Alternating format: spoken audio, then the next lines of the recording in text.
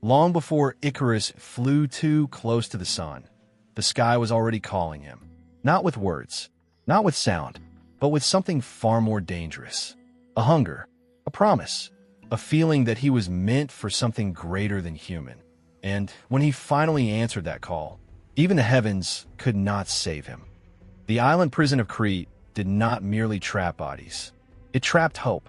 Hidden within the endless stone corridors of the great labyrinth, Daedalus, the legendary inventor, lived like a man slowly being buried alive.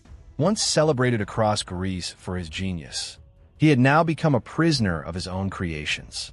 And beside him lived his son, Icarus, young, restless, and dangerously fascinated by the horizon beyond the sea. Every evening, while waves shattered themselves against the cliffs below, Icarus would stand near the narrow prison windows and stare upward for hours, watching birds disappear into clouds painted gold by the dying sun. To Daedalus, the sky was distance. To Icarus, it was freedom. And freedom, when seen too long, can become an addiction. Years passed within the suffocating prison of stone. Seasons came and vanished beyond the narrow windows, while the walls around them remained cold and unchanged. Yet with every passing year, Icarus found himself staring longer at the endless heavens above, as though something beyond the clouds was silently waiting for him. Then one silent night, beneath the trembling glow of torchlight, Daedalus finally revealed his impossible plan. Wings. Massive wings crafted from feathers, thread, and wax. A machine not built to conquer kingdoms, but to escape despair itself. At first, Icarus could barely breathe when he saw them. His father had done the impossible. Humanity had stolen the language of birds. But Daedalus' face carried no joy, only fear. "Listen to me carefully," he warned his son. "The sea below is hungry. Fly too low, and will drag you down. But the sun above is worse. Fly too high, and the sky itself will destroy you." Icarus nodded, but even then, his eyes were no longer listening. They were already dreaming. The morning they escaped, the heavens opened before them like the gates of another world. Golden light spilled across the endless sea as the winds rose around their newly crafted wings. And for the first time in years, the air itself no longer felt like a prison. For the first time in his life, Icarus felt wind beneath his wings. For the first time, he rose above the earth. The sea became a distant mirror. Mountains shrank into shadows. The world itself seemed suddenly small. Below him, the land that once felt endless now looked fragile and silent beneath the morning light. And within his heart, a dangerous wonder began unfolding with every beat of his wings.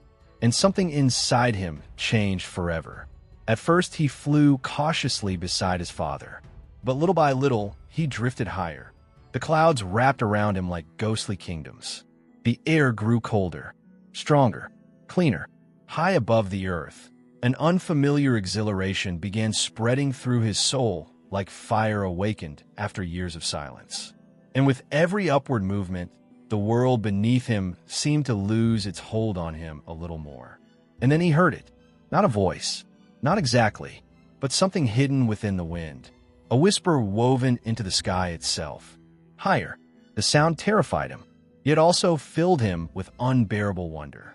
For a brief moment, even the rushing winds around him seemed to fall strangely silent, as though the heavens themselves were listening for his answer.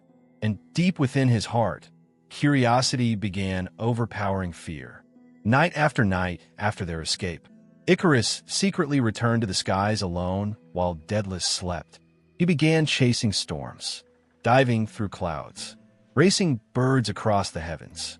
Moonlight shimmered across his wings as he disappeared into the endless darkness above the sleeping world.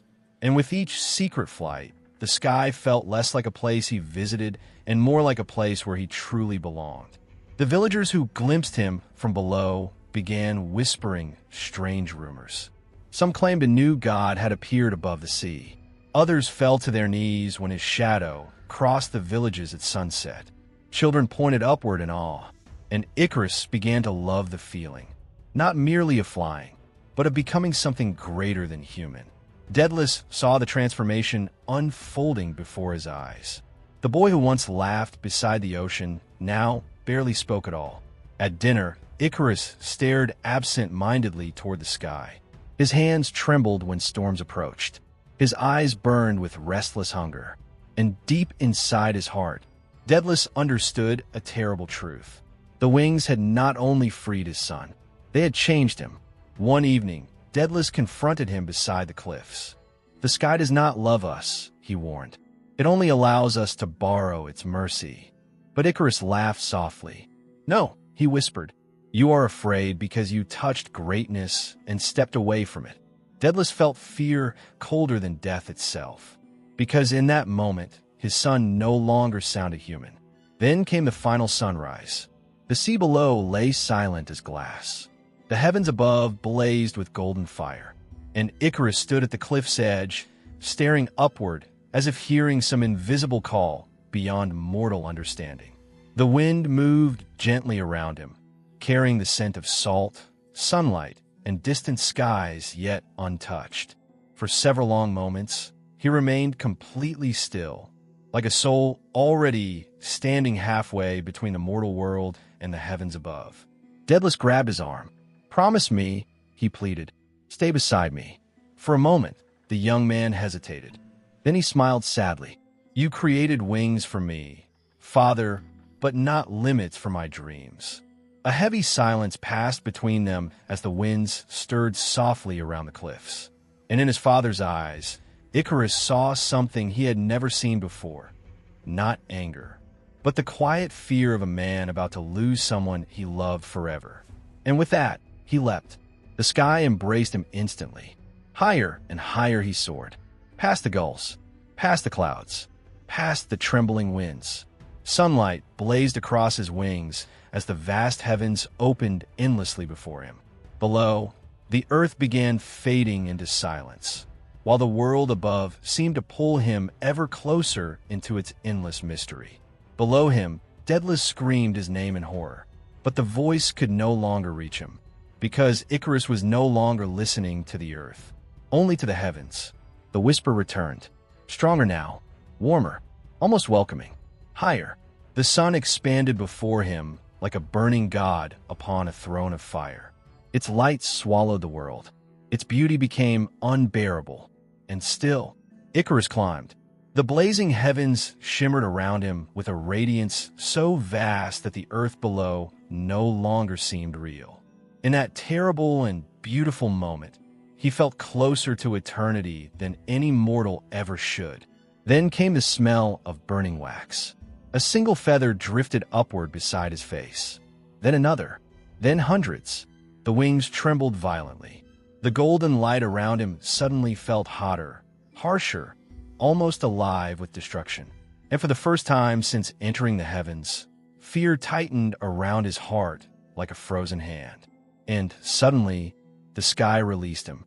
For one terrible moment, Icarus hung suspended between heaven and earth. Not a god, not a man, only a soul who had mistaken freedom for invincibility. The winds around him turned sharp and unforgiving, as if the heavens themselves had withdrawn their support. Time seemed to slow, stretching that single moment into an eternity of realization and dread.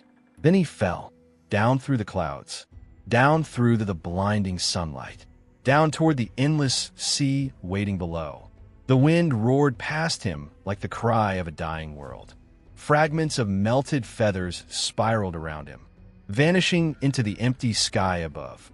For one terrible moment, heaven and earth seemed to stand completely still, watching his descent in silence. And beneath him, the dark waters opened endlessly like a fate that had been waiting for him all along. And the oceans swallowed him without mercy. But the strangest part came afterward. For days after his death, white feathers continued falling from the sky onto the villages below. No birds were seen overhead. No storms crossed the horizon. Yet the feathers kept drifting down in silence. Some villagers collected them like sacred relics. They carried the feathers carefully in trembling hands, as though touching something that did not fully belong to the mortal world. A strange silence followed each discovery, as if even the air around them had grown heavier with meaning. And in that quiet reverence, fear and wonder existed side by side, impossible to separate. Some placed them inside their homes beside candles and offerings, believing the heavens had sent them as signs. Others whispered prayers while staring toward the empty sky, afraid that the same force which called Icarus might one day call someone else again. And even years later, many claimed the feathers still carried the faint scent of sunlit wax and burning wind. Others burned them in fear. They gathered the fallen feathers into small, trembling piles and set them ablaze beneath the darkening evening sky. As the flames consumed them, thin trails of smoke curled upward like silent warnings rising toward the heavens. Many believed the feathers carried a curse, a reminder that mortals were never meant to climb so close to the realm of gods. And even while the ashes drifted away upon the wind, the unease within their hearts refused to disappear. And Daedalus never flew again. Some say he spent the rest of his life staring toward the heavens at sunset, listening for the voice that stole his son away. But the sky never answered, because the heavens do not mourn the humans who chase them. They simply wait for the next dreamer foolish enough to rise too close. And perhaps that is why the legend of Icarus still survives after thousands of years. Not because he fell, but because somewhere deep inside ourselves we understand him. Every human heart carries a secret hunger to rise beyond its limits, to become more, to touch the impossible. And sometimes our greatest tragedies begin the moment the impossible finally touches us back. If this story carried you beyond the ordinary, beyond the earth itself, then leave your mark upon this journey. Like the video, so this myth may continue flying across new horizons. Share it with those who still dare to dream too high. And subscribe, because somewhere in the shadows of forgotten legends, another extraordinary story is already waiting for you.